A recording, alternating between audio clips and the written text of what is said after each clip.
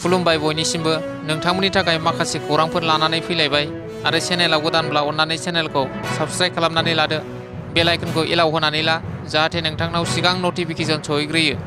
दानिया खोनासंलांदो। गिबि खौराङाव दङ बाइक साखावग्रा सा 12 लाइमोनफोरखौ पुलिसा हमदों।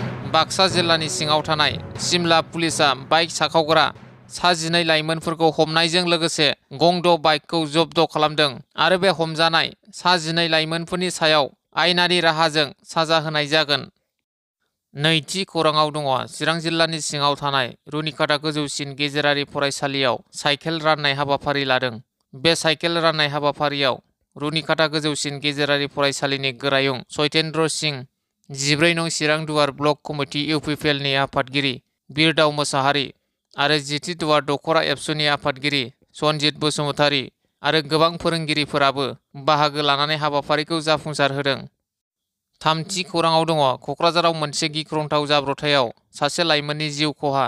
खौरां मोननाय बादिब्ला थांनाय मोनायाव अबिरय मुंनि सासे लाइमोना गावनि AS16F5742 मटर साइकेलजों क'क्राझार सहरनि दालांनि सायाव थांबाय थानाय समावनो बे जाब्रबथाया जादोंमोन। मिथिनाय बादिब्ला अबिरयनि न'आ क'क्राझार सहरनि शान्तिनगर बिबेकानन्द रडनि साखाथियाव। फारसेथिं शुभम रय मुंनि गुबुन सासे लाइमोना जाब्रबथायाव गोब्राबै जोखोम जानायखौ बङाइगाव लवार आसाम देहा फाहामसालियाव गोब्राब थासारियाव फाहामथाय होगासिनो दं। जोबोद दुखुनांथाव बाथ्रादि दान मोनसेनि सिगांल' जुलि जानाय अबिरयनि रुंसारि जानाया बयनिबो गोसोआव दुखुनि थासारि सोमजिहोदों। ब्रैथि खौराङाव दङ एम्बुलेन्सआव स्पिड ब्रेकाराव बाज्ल'नानै गोथै देहायाव जिउ फैफिननाय सुबुंखौ न'खरा गाजा गोमजायै बरायदों।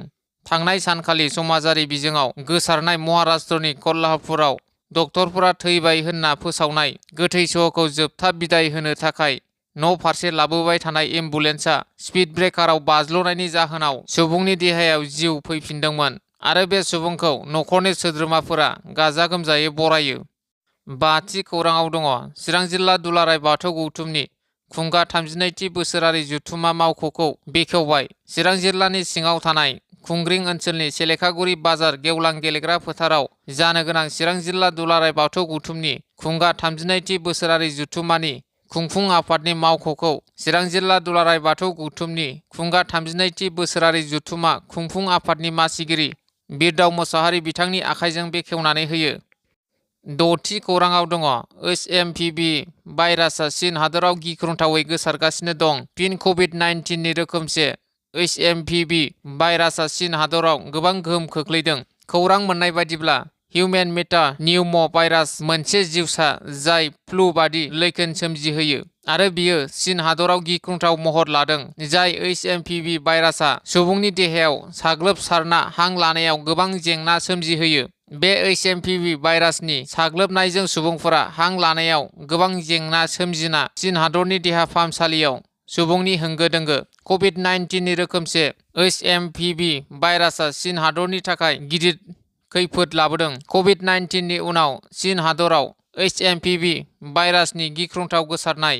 कभिड-19नि साग्लोबसारनायनिफ्राय रैखा मोननायनि उनाव फिन आरोबाव चीन हादराव HMPV भाइरासनि सोमजिनाया मुलुगनाङैनो गिख्रंथाव महराव सोलायनायनि इसारा होदों।